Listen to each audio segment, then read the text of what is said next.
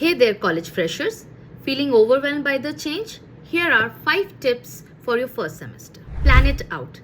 Snag a planner or an app. Schedule classes, deadlines, or even social events. Staying organized keeps stress at bay. Explore your campus. Get lost, not literally, but find your classrooms, library, and cool hidden spots. Embrace the dorm life. Unpack your personality. Decorate with things you love and invest in comfy bedding for your study sessions. Join the pack. Clubs, sports, teams, or even student organizations. Exploring activities is a great way to make friends and discover new passions. Don't be afraid to ask. Professors, advisors, upperclassmen, they are all there to help you.